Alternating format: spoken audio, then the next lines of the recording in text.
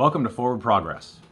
It's good to have you guys back. It's been a while since I've recorded a video, and that's because there's been so many different things going on. I found it difficult, one, to have a good topic to talk about, and two, when I realized what topic I should talk about, I didn't have the words to articulate what I wanted to discuss. And it's taken me a few weeks and a few long, uncomfortable conversations to really be able to articulate what I'd like to say today. So this video, some people may not like that, and that's okay. But today I want to talk about a lot of the social unrest and the social injustices happening across our country. So there have been a lot of names in the news recently. One particularly, George Floyd, obviously. And many people have now, if not everyone, has now seen the video of George Floyd's murder and seen what that has sparked nationwide. But his name isn't the only name that's been in the news. You've got Ahmaud Arbery, Breonna Taylor. Those three names, that's just in the last few months. And if you're not familiar with them, I'd look them up. But it's not just those names either. You got Oscar Grant, Eric Garner, Trayvon Martin. I've heard of that one for years. Did some research on it recently. Makes you think. Michael Brown, Emmett Till, Dr. Martin Luther King Jr. A lot of names. Names of good people that should not have died the way that they did. Now, there are a lot of good people, unfortunately, in the world that we live in today that die that shouldn't. But these all have something in common. Besides the names that have been on the news, you've also heard different movements, different ways of thinking, like Black Lives Matter. And conversely, all lives matter. And being colorblind, and privilege, white privilege. I've heard black privilege thrown out there. All of those terms have been much more prevalent in today's conversation. So I want to talk about those. I want to talk about my feelings on those. I want to talk about the change in my perception and feelings toward those. And again, the purpose of these videos is just to help someone else grow. So I won't apologize for my own growth or what I've learned or what I've seen and how I've changed, because hopefully this can help somebody else. So after the video of George Floyd was released and after the first couple of days and the outroar began to grow, I had the honor of sitting in on a nationwide conference call where an executive vice president of a Fortune 40 company broke the door to the uncomfortable conversation. He had the fortitude to talk about race in a work environment, which is something that's been taboo and shunned and regarded as not professional for far too long. And he broke that door down powerfully. Many of us had a hard time holding our composure throughout that phone call. But what that did is that allowed us to start to have more and more conversations.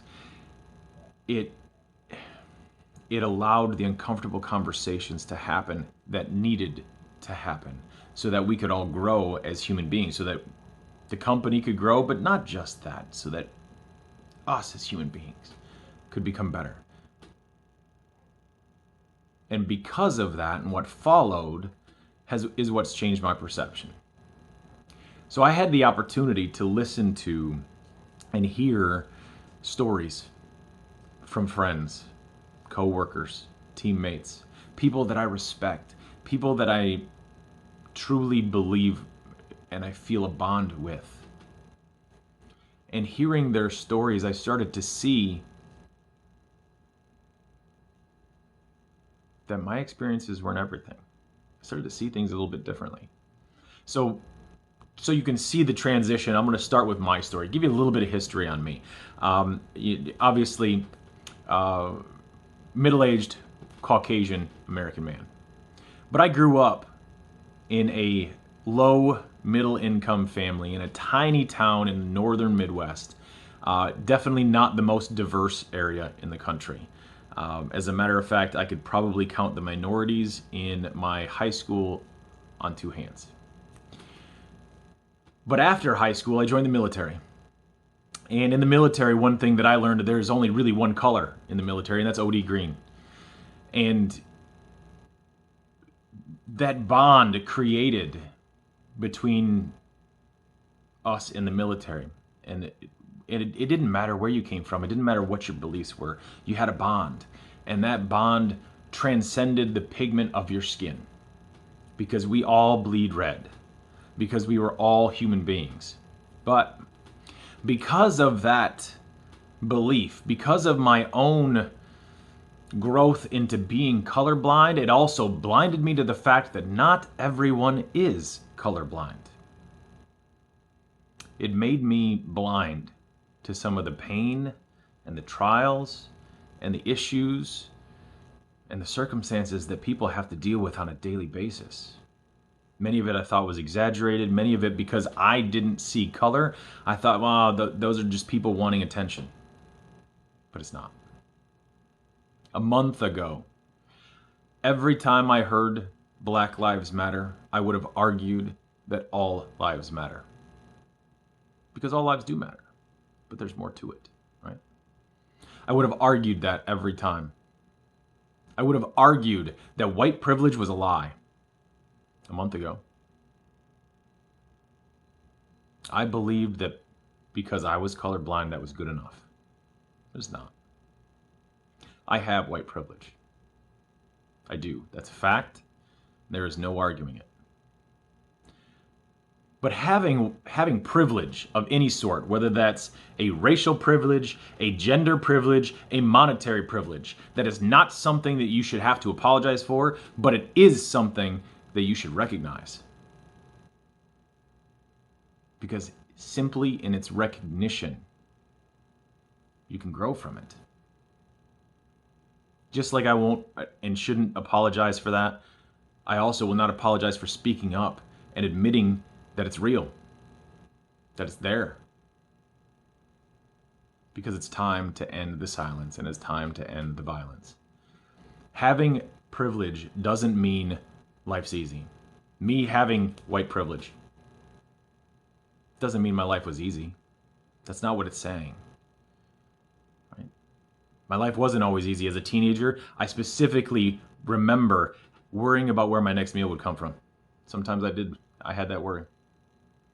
I remember helping my parents count pennies to pay bills, to pay rent. I remember being bullied so brutally and violently it caused severe depression and worse. Stories I've never told. That doesn't change that I have white privilege. Because none of the problems that I had, none of those situations that I went through were caused or exacerbated by the color of my skin. That's privilege.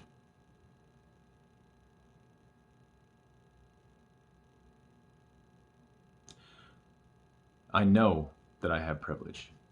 And I know this not because of what I've done, but because of what I've never had to do. Some of the most powerful stories and these uncomfortable conversations that I've had the opportunity to have over the last month. Some of the most powerful stories were stories of people that I love, people that I bond with, my teammates, coworkers, and friends, talking about their kids and the conversations they've had to have with their children. And that's how I know that privilege exists. Because they've had to do things, they've had to say things, they've had to have conversations that I've never imagined having to have with my children. I have never I had to tell my son he couldn't wear a hoodie in public for fear that he might get shot. I have never had to tell any of my kids they couldn't wear their hat backwards for fear that they might be considered a criminal. I have never been worried that if my children were pulled over, that they'd get anything worse than a speeding ticket. And that's my privilege. And that's why colorblind is not good enough anymore. Because no one should have to have that conversation with their children.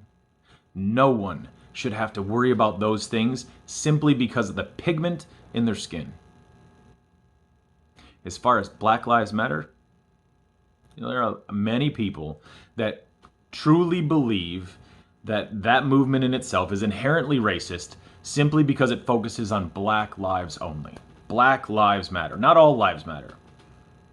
And I admitted to being part of that problem not that long ago. So why is the focus on black lives and not all lives? Well, part of it may be because we've been blind to it for far too long. But let's think of it this way. If you not everybody has faith, and I understand that. But if you are a Christian, I am a Christian, and I won't apologize for that either. But as a Christian, this might help you to understand why the focus. Think and reference, if you need to, reference Luke 15. Luke 15. This is a story about Jesus Christ. And Jesus Christ in Luke 15, he's being judged because he's allowing sinners and tax collectors who were considered very bad people at the time. He was allowing them to eat with him. He was allowing them to sit at his table and to gather around him. And he told a parable to help people understand. And I think that is definitely relevant in this, in the situation that we're dealing with right now in the world. And that parable talks about a sheep herder. To a sheep herder, his sheep, his flock, is what's most important. And Jesus Christ, to a Christian, represents that sheep herder, and we are his flock. But in this parable, he talks about a sheep herder who has 100 sheep, and one gets lost. One gets lost. Does he leave that sheep behind? No. He leaves the 99 safely where they are and goes to find the one that needs him. Did he do this because the 99 didn't matter? No. Because all the sheep's lives mattered to that sheep herder. All of them. But the 99 didn't need him right now. The one did. That's why Black Lives Matter. Because we will never get to all lives mattering until we can make sure and recognize that Black Lives Matter.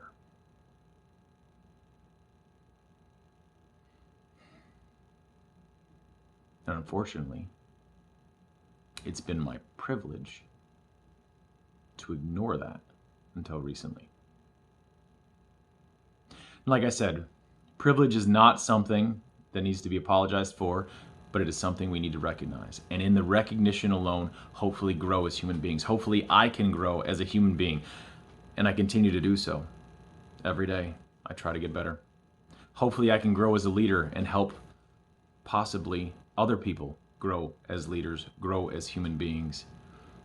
Start to recognize that. And that's the purpose behind all of these videos, behind everything that has the thought process behind forward progress is exactly that, to make forward progress. And right now, we need to make forward progress as a species, as human beings. We need to move forward. And the only way we do that is if we start to have these uncomfortable conversations. So you ask me, I've done a lot of talking. So you're gonna ask me, what now? All right, Russ, well, maybe you're right. Maybe there might be some privilege in my life. Maybe I need to recognize some of the things that are going on out there. Maybe there's more to this than I put forward. So what now? Well, Recognize that your experiences aren't everyone's experiences. They aren't the only experiences. Maybe start to have those uncomfortable conversations. Maybe start to consciously include people of different races, different backgrounds into your circle, into your community. Maybe consciously start to have conversations that you wouldn't normally have, to get to know people, to get to know their stories, to get to understand who they are and where they come from and what makes them tick. Because the most growth happens outside of your comfort zone. A good friend of mine likes to quote that all the time. Most growth happens outside your comfort zone. Well, it's about time we take that step. Step outside that comfort zone. Start to have the uncomfortable conversations. Maybe it's time that we educate ourselves. Right? If you don't believe in some of the things that are going on right now, well, there are quite a few books out there that can be read. There are quite a few things that will help maybe open your eyes. Some of them very, very good historical books, some even fiction ones that really talk about the pain that people deal with, and how emotions can start to grow and expand and catch fire and really undo logic and cause all kinds of other issues. And it's a very emotional time, and this is a very emotional topic. So those are relevant. So educate yourself.